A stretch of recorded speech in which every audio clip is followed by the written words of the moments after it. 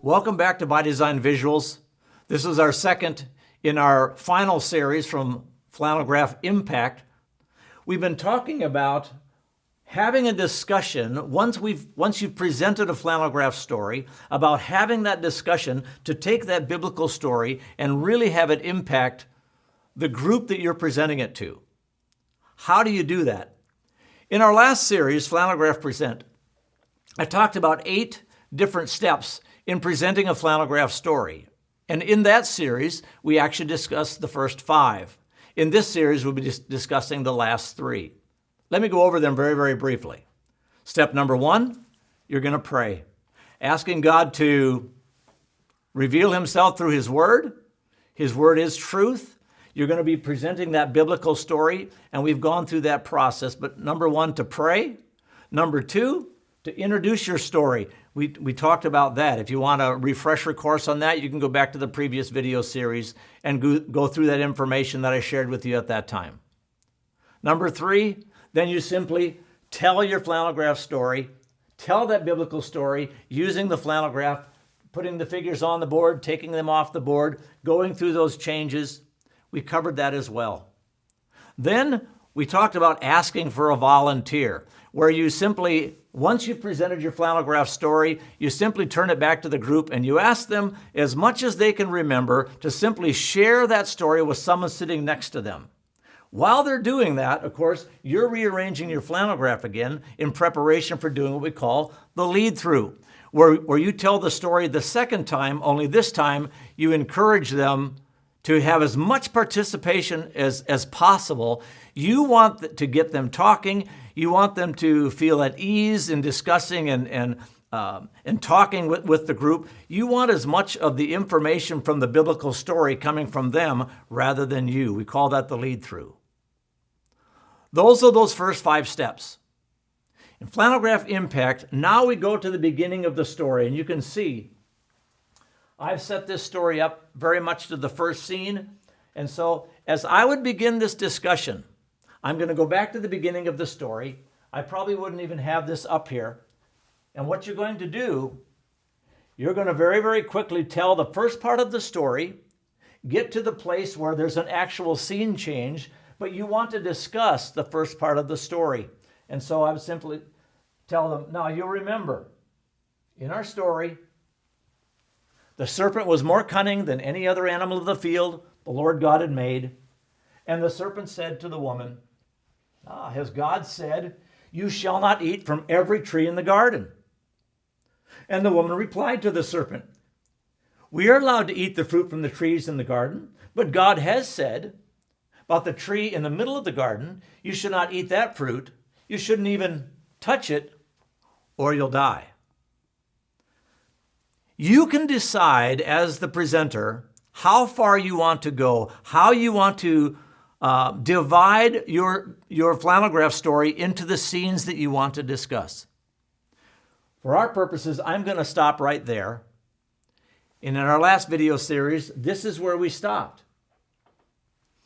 Now, in the preparation process, remember, you're going to use all of the tools that you have from the Wise Counselor story. Those are your digging tools. That's your own preparation. Now we're talking about presenting a story. Well, let me ask you this. If you're going to go out fishing and you go out to your favorite lake, river, fishing place, and you know that time after time, if you go to a very, very specific place, you have a tendency to catch more fish, wouldn't you go back there? Why would you go to some place where you've never caught a fish? It's not going to be productive. None of us would do that. The same thing is true in presenting and then discussing a Flannelgraph story. Think to yourself, now, in this part of the story, which of the Wise Counselor questions gave me personally the most spiritual observations? Well, I would suggest, at least for me, because this first part of the story involves the discussion between the serpent and the woman, I would suggest that you might want to start your discussion there. But how do you get started? Most of the time I start with what I call a situation question. every story has a situation. What's the situation here? Well, there's a discussion that's going on about whether God actually meant what he said, whether they understood it correctly. There seems to be some confusion there. What did God say, and what did God mean by what he said? That seems to be the situation. You may see it entirely differently. That's perfectly fine. Not everyone is going to see the same situation in every story. There can be many, many different situations as you view it. Most of the time, the situation is going to be what impacts you personally the most. Where you had that emotional connection. You would have to decide that. So you may want to begin, though, with a situation question like, well, what do you think it might have been like? Can you imagine what it might have been like to live in the Garden of Eden back then? How do you think you might have felt? What do you think the atmosphere was like? You think it was safe? Was it great? Was it not so great? Satisfying? Let people use their imagination. Now, don't get bogged down in that. That discussion is probably going to be very, very short. You want to get to the details of the story and the impact of the story. But you can start there. What might it have been like? Maybe what word would you use possibly to describe this situation? And get the feedback from the group. See what they have to say. But then, I would think in this part of the story, I would want to wrap my discussion and at least begin asking questions, not about what was said, but what could we learn spiritually about what Satan is like from what the serpent said, and what the woman is like, what's going on in her mind and in her spirit from what she says. I think you could get a great discussion involved in that. And we've talked a little bit about that even in the previous video series. Now, that doesn't mean that your discussion is always going to go there. There is a difference between discussion, which we're saying has a lot of value, and simply teaching. Teaching has its place, but this is about discussion. It's not about me giving all of my thoughts and all of my ideas that God has taught me, the spiritual discussion observations that I have, in presenting them to the group. That's teaching. There's time and there's value in that. But the better value is giving the opportunity through discussion for everyone in the group to be able to share the observations that they see.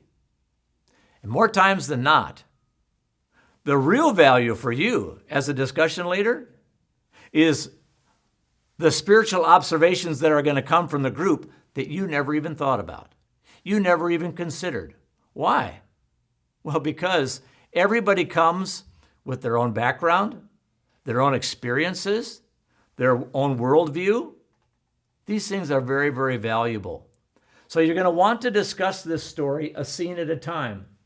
You can decide. Once the discussion goes for a certain length of time, go ahead and move on. So, what did the serpent say? You will not for sure die. God knows the day you eat the fruit from this tree, your eyes will be opened. You'll be like God. You'll know the difference between good and evil. Well, when the woman saw that the tree was good for food, it was a beautiful tree, and it was a tree that she desired to make her wise. She took from the tree and she ate it, and she gave some to her husband who was with her, and he ate it. Now you have a decision to make. Where do you want to stop the story and go back and discuss that portion of the story? Possibly here. You may want to go further. But I would suggest actually to break your stories into more scenes and more sections rather than just a few. Why?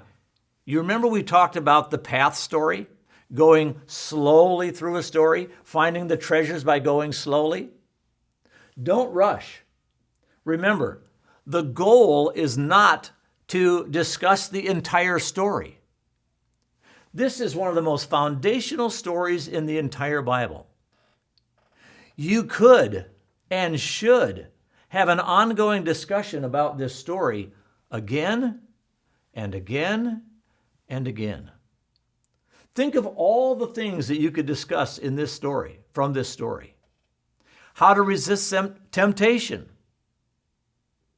You might want to deal with this story, and the next time you get together, consider the story from the life of Jesus, where he interacted with Satan in his time of temptation, real temptation. Look at the contrast. Discuss the two stories, put them together. Look at the contrast. Have a discussion about that. How did Jesus Christ respond compared to how the man and the woman responded in the garden? What was the outcome? You can have many, many discussions about that. What choices did the man and the woman make? Why is it that Adam didn't even say anything until God got involved and actually forced him to say something by asking him a question, saying, "Where are you?" And we haven't even gotten to that part of the story yet. Discuss the story section by section, and you can decide, as the storyteller, how far you want to go in the story. A number of years ago, I was doing flannelgraph training in a country in Asia, and everything was going very, very well. The students were very, very bright. They were very, very sharp. They picked up the flannelgraph principles and how to tell a story very, very quickly. And so through a translator, I was listening in to as they were presenting their stories. And when they got to this part of Flannelgraph Impact, where they were actually discussing the story, what I noticed is that everyone was going to the end of the story in their answers. And suddenly I had an insight. And so I called what we call a timeout. All right? If you're familiar with sports, sometimes you know coaches do that. Timeout. Let's stop everything. You see, what I realized is looking at their flannelgraph board, they had the flannelgraph set up with the last scene in the story. I don't think they were even aware of it, but simply because of how the flannelgraph was set up, they were going to the end of the story. So I went up, I took the flannelgraph apart, okay, and put it, the scene, the picture, just to the part we were discussing, just the first part. And you know what? It solved all the problems. You're going to discuss your stories scene by scene. But when you do that, change the flannelgraph so even visually you can interact with it during the discussion, but it lets the entire group know where we are in the story, what part of the story are we discussing, talking about. That's very, very valuable. Well, you'll recall, after they ate the fruit from the tree, here's a huge scene change, visually. Remember, the serpent said that their eyes would be open, they would be like God. So they ate the fruit from the tree. And what does the story say? And their eyes were opened, but what they realized is they were naked. And they began to take fig leaves and try and sew them together to make coverings for themselves. That might be another great place to stop.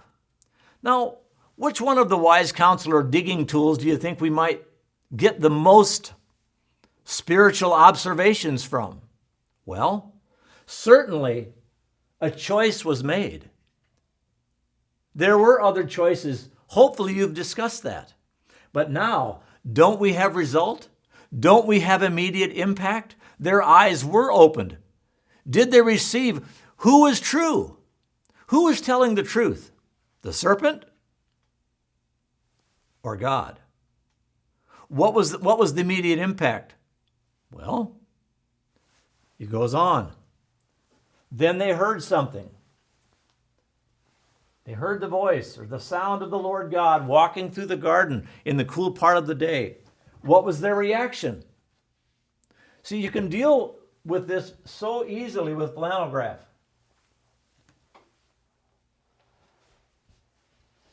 Hey, God, guess what we learned today? Guess what we ate today? You know what? That big thing about that special tree? No big deal. We learned something new today. Certainly wasn't their reaction, was it? They hid. Later on, we find Adam says why they hid. They hid because they were afraid. Had they ever been afraid before? Had they ever had to hide before? Had God been in the garden before? It seems that he had been. They certainly recognized the sound. They recognized his voice. You see, if you go slowly through this story and discuss it scene by scene, pick up whatever tool for the discussion that gave you the most observations that there could be. But remember to listen and respond to what the group is also observing, because you're not going to have all the answers yourself. That's the value of discussion. You're going to do that through the entire story. Or relax. You say, we didn't even get a third of the way through this story during our time of discussion. Great. You should be encouraged by that. Why? Because you probably went deep. You had a good discussion over the first part. Maybe you have a great discussion over the middle part. Let me suggest, don't do it the same every time. You can discuss and present the same story for a number of weeks, if that's what you want to do. Or if you're presenting a story, this story or any other story in the Genesis series, or any of our other stories from the life of Christ or the sower set that's going to be coming out very soon, any story that you decide to use, you don't have to discuss that entire story.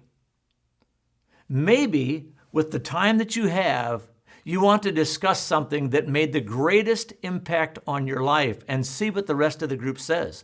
You can use the first part of the story as the introduction and simply tell that and center all of your discussion for the time that you have on whatever portion or scene of the story that you want. Don't get locked in. Listen to the Spirit of God. Listen to the need of the group. Listen to what the group is discussing and fit it in the time frame that you have. Well, that's all the time that we have for this time. Next time we get together, we're going to talk about how do you close this discussion? How do you end the discussion at any given time over one of these stories? How do you do it effectively? We'll be talking about that next time on Flannelgraph Impact. We'll see you then. Thanks for watching.